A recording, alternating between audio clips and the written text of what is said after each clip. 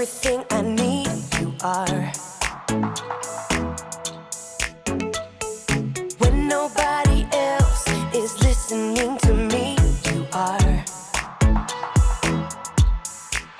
Before my heart took its first beat, you already loved me, Lord.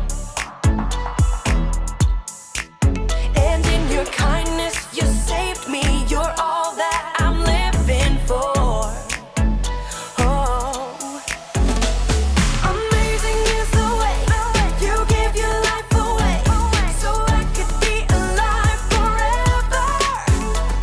I want the world to know, I want my life to show the never-ending love of my Savior. I wanna live your love, I wanna live your love. Ooh. Everywhere I go, always there with me, you are. No matter what may come, the strength that I need, you are. You are. Before my heart took its first beat, you already loved me, Lord. Yes. And in your kindness, you saved me. You're all that I'm living for. Oh, whoa. Amazing is the way you give your life away, so I could be alive forever. I want the world to know, I want my life to show the never-ending love of my Savior. I wanna live your love, I wanna live your love. Ooh. Your love is the reason I'm free, I'm forgiven and singing. Your love is the reason I'm free, I'm forgiven and singing. Your love is the reason I'm free, I'm forgiven and singing. Amazing is the way you give your life away, so I could be alive forever. I want the world to know, I want my life to show the never-ending love of my Savior. I wanna live your love, I wanna live your love, I wanna live your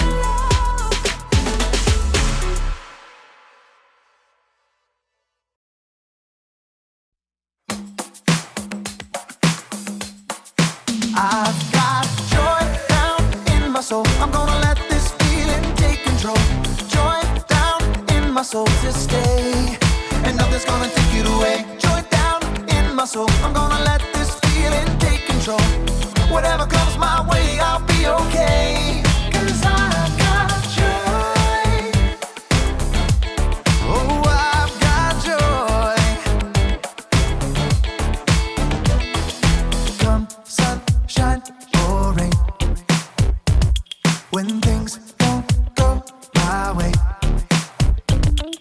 still my joy can stay. 'Cause you give me blessings every day. I've got joy down in my soul. I'm gonna let this feeling take control. Joy down in my soul to stay, and nothing's gonna take it away. Joy down in my soul. I'm gonna let this feeling take control. Whatever comes my way, I'll be okay. 'Cause I've got joy. Ooh, I've got joy.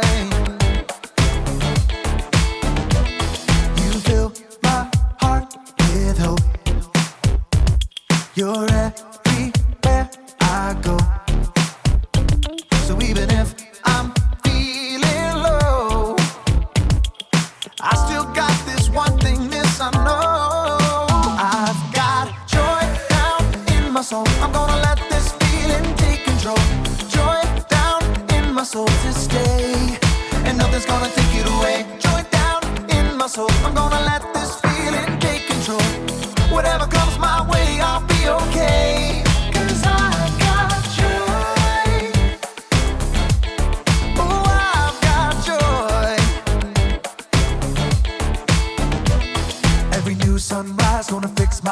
eyes on the one who never fails. I'm gonna make some noise cause you give me joy, and it's never ever going away.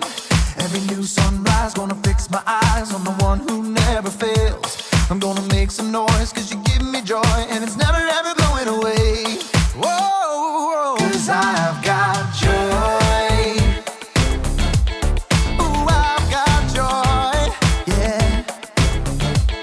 Cause I've got joy. Whatever comes my way, I'll be okay. Oh, I've got joy.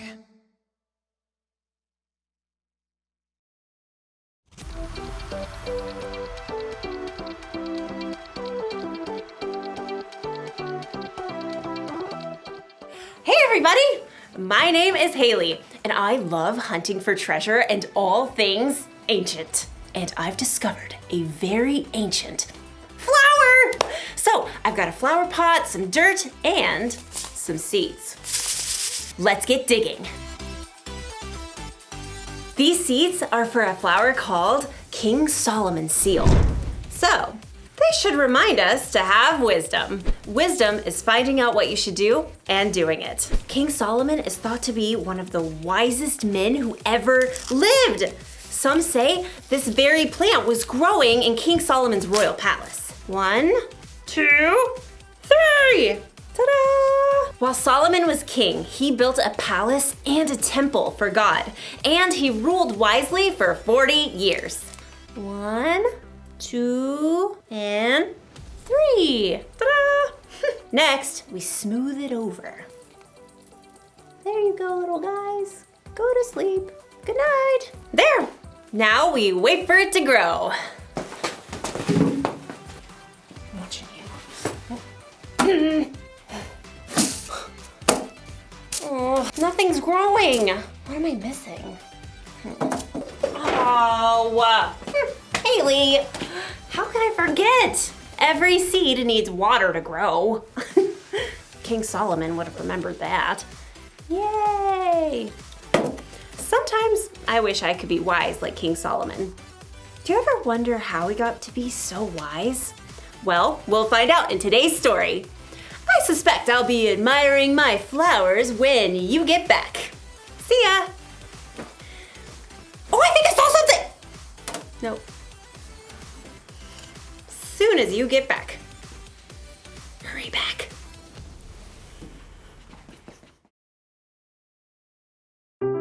The Bible. It's 66 books of history, stories, letters, and poetry that fit together to form God's one big story. The epic adventure of how He created us and loves us so much that He made a way to rescue us.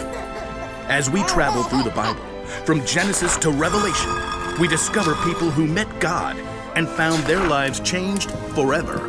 Now, for an amazing story, inspired by the book of 1 Kings, chapter 3, verses 4 through 28. Imagine this. You're in a deep sleep, dreaming, when all of a sudden, the creator of the universe shows up and says, Ask me for anything. anything. You could ask for anything in the world and have it. What would you say? Perhaps you'd request an unlimited Amazon account where you could get whatever you want for free. Or perhaps you'd request a flying race car that could be dropped off at the moon or on the beach. Or you could ask to be the most popular kid in school forever. This might sound like a fairy tale, but it's true. It actually happened to a young man named Solomon. When King David died, his son Solomon became king. What are your royal orders, Most Royal Highness? I'm not sure. I've never been king before. Though Solomon was young and inexperienced, his father, King David, taught him to listen to God's words. So, Solomon showed his love for God by obeying his laws. I want to thank the Lord for everything He has done for my family. Solomon traveled to the city of Gibeon, where he offered 1,000 burnt sacrifices to honor God. There is no one like you, God. That night, Solomon sank into a deep sleep, and the Lord appeared before him in a dream.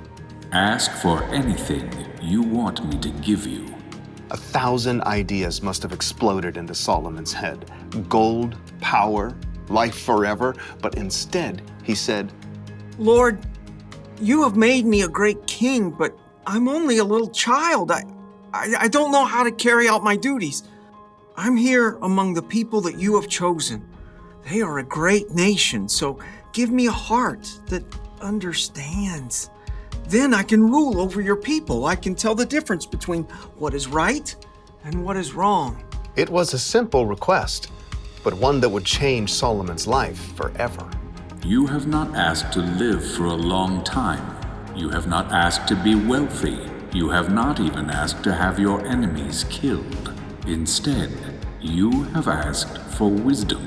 I will give you a wise and understanding heart. As long as you live, no other king will be as great as you are. As the dream faded, Solomon woke with a start. Was that real? That was real! Amazed, Solomon returned to Jerusalem, where he once more gave sacrifices to honor God and held a great feast for all his officials. What are we celebrating, Your Most Royal Highness? God has promised to give me wisdom to lead the kingdom. How is that working out for you? Well, it was in a dream. Ah, I see. Perhaps Solomon wondered at first whether he really had received wisdom from God, but this was soon put to the test. Your Most Royal Highness, you must help the people solve their problems. I'll do my best, with God's help. First order of business, we have these two ladies here. State your business, please. My friend and I...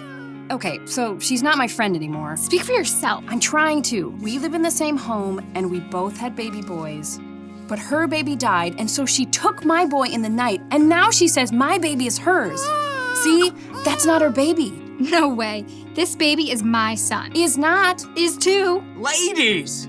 Solomon turned to the first woman. You say my son is the living baby, but your friend says the baby is her son.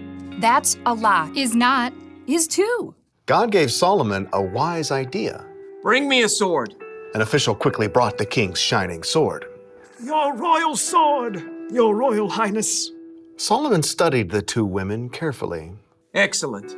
Now, cut the baby in two parts. Give one half to the first woman and one half to the second. Solomon had no intention of harming the baby, but he knew this was the way to find the truth. No! Give her the baby. Don't kill him. Oh, whatever. Neither of us will get the baby. Solomon could instantly see which woman truly cared about the baby. Give the boy to the first woman here. She is his mother. Thank you. Oh, thank you. No fair. That was totally a trick. The baby was given to his true mother. All the Israelites heard about Solomon's decision and trusted that he would judge them fairly too. God made Solomon so wise that his understanding couldn't even be measured, like the sands on the seashore.